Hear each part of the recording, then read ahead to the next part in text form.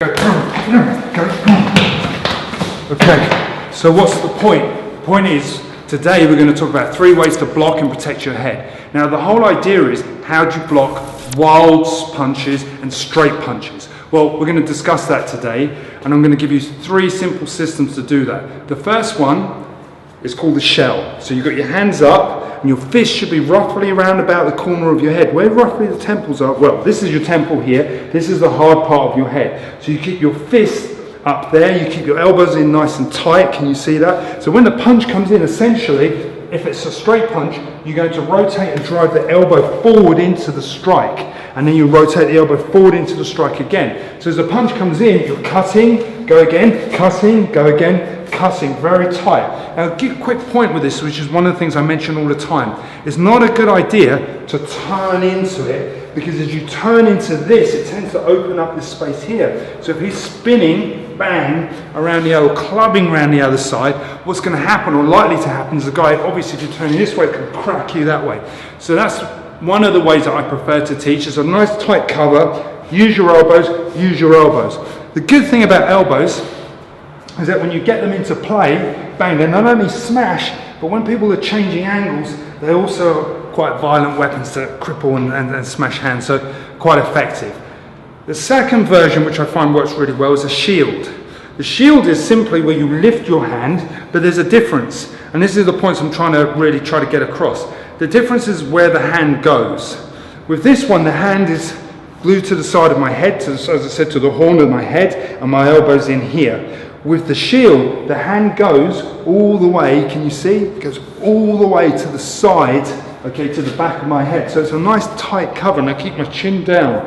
Now that means that when he punches this side, boom, I'm shielded. And obviously from this one I want to be covered, because I'll be hitting, striking, getting inside that. So the difference with this is primarily the fact where the hand is and the elbow's tight. Okay, yeah, your body's open, it's always going to be open, because people will say to me, yeah, but he can punch you in the body. Of course he can do that. There's always going to be an opportunity where someone can change, but the main point of this video today is how you protect your head, right? Yep. So that's all we're talking about, how you protect your head. One of the other things I like to do is to get my hands forward. So it's an interception essentially. When you've got strikes coming in, you try to intercept, bang, and you go in.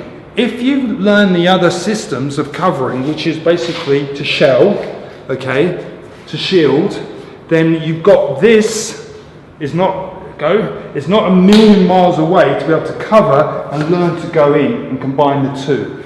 Now the reason why I like this, and I often say this when I'm teaching my guys, is because when I'm bridging and I'm cutting the space that I'm going in, notice how my arm is greater than a 90-degree angle. It's going forward. Can you see that? And that's really important.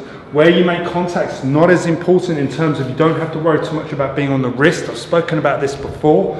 You really want to be inside the arm, but most importantly covering and shielding with this one as you're going in, because you can be shielding or striking, reverberating, going in, hitting back, pulling down, kneeing, stamping, punching, head-butting. Keeping my hands in his face is the most important thing. But what I'm doing, and this is the key thing, is closing that space on someone that's throwing wild punches towards my head. Now, last tip of the day, and this is a bonus tip. I said 3 tips to save or block and protect your head. The last one is called part. It's a slap. It's a simple parry. If you think about it, in most fighting styles, stances sound quite weird there, doesn't it? It didn't really go at all.